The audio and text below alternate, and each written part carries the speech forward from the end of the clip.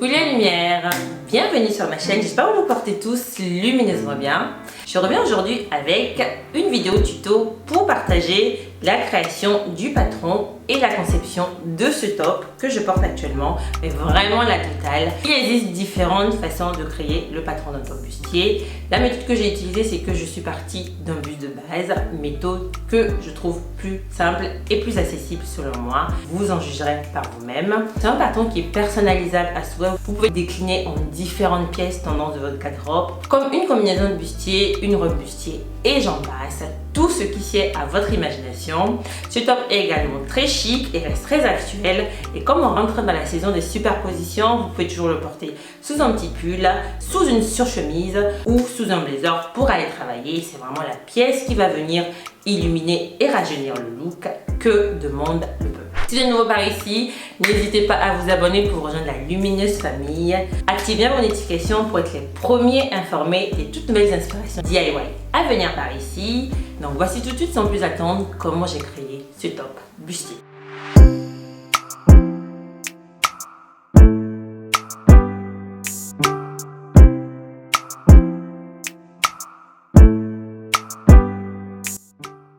Pour créer le patron du bustier, je pars du patron de mon buste de base, ici la moitié dos à gauche, le devant à droite, sur laquelle je marque la ligne d'emmanchure de poitrine et de taille. Je souhaite que mon bustier ait une hauteur taille, donc je découpe les deux patrons sur la ligne de taille pour avoir une base de patron qui s'arrête à la taille et pour un bustier plus long, gardez bien la longueur bassin. Je commence avec le devant de mon buste de base sur lequel je vais venir tracer une ligne de sous-poitrine que je mesure à partir du téton jusqu'en dessous du sein. Au compas, je viens tracer un cercle dont le rayon est égal à cette valeur et comme centre la pointe poitrine. Je décale d'1 cm vers l'intérieur la ligne milieu devant, puis je trace une parallèle à mi-distance entre les lignes emmanchure et poitrine. Je marque vers l'intérieur 1 cm sur la nouvelle ligne, puis je viens marquer 1 cm de part et d'autre des pinces sur le cercle au niveau de la nouvelle ligne et de la ligne sous poitrine. En me servant d'un perroquet, je prolonge ces 4 points par 4 tracés courbés qui rejoignent le centre du cercle pour former de nouvelles pinces au niveau de la poitrine. Et je viens connecter en tracé les 2 points pinces sous poitrine à la pince taille. À partir du côté devant, je rentre de 3,5 cm vers l'intérieur sur la ligne dessus poitrine. Je connecte ensuite les 4 points de pince situés sur le cercle aux 2 points situés de part et d'autre du cercle sur la ligne au-dessus de la poitrine. Sur le côté devant, je descends de la nouvelle ligne vers la ligne poitrine pour marquer un demi-centimètre que je connecte en tracé courbé au point mitoyen. Sur la ligne d'épaule, je marque 3,5 cm vers l'intérieur que je prolonge vers le centre. Je retrace la courbe d'emmanchure en connectant les points. Je surligne les tracés pour redéfinir et distinguer le nouveau patron du patron de base qui se présente comme ceci. J'identifie et énumère les différentes pièces du patron pour la repérer plus facilement. Je détache les différentes pièces du patron devant en découpant en 5 petits blocs numérotés. Pour plus de détails au niveau du bonnet, il est possible de scinder les 2 pièces correspondantes en 3 ou 4 parties distinctes. Tout dépend du rendu final que vous recherchez pour votre bustier. Je passe maintenant au buste dos et comme pour le devant, je vais décaler d'1 cm vers l'intérieur la ligne de milieu dos. À partir de la ligne d'emmanchure, je descends de 2,5 cm pour tracer une parallèle. À partir de cette ligne, je marque un demi-centimètre vers le bas sur le côté dos, puis 1,5 cm vers le bas sur le milieu dos. À l'aide du perroquet, je connecte ensuite les 2 points par un tracé courbé. Sur cette ligne, je marque 1 cm de part et d'autre des lignes de pince que je connecte en tracé courbé à la pince taille.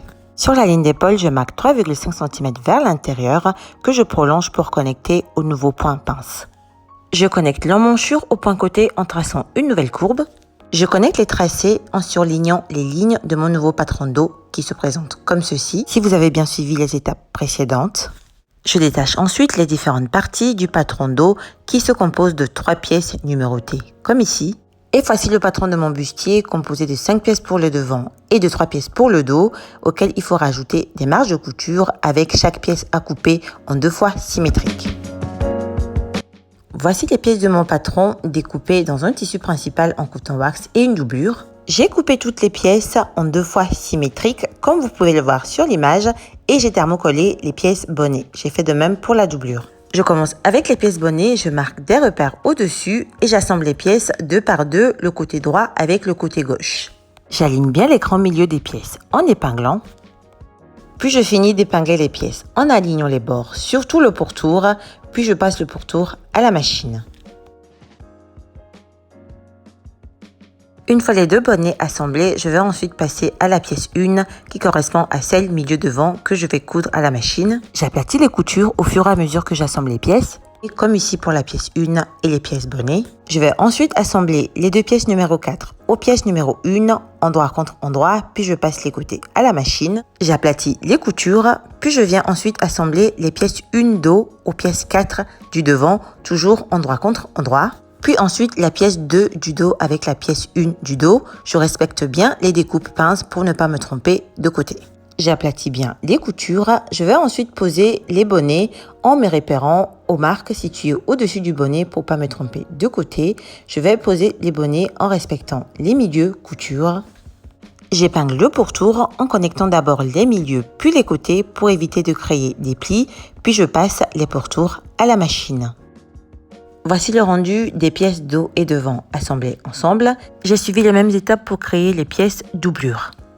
J'assemble ensuite les pièces bretelles dos avec celles du devant sur le tissu principal comme sur la doublure. Puis j'assemble les bretelles tissu avec celles doublure que j'ai coupées 1 cm plus petit que les précédentes pour qu'ils restent invisibles une fois portées. J'épingle les bretelles sur les longueurs puis je passe uniquement les 4 longueurs à la machine.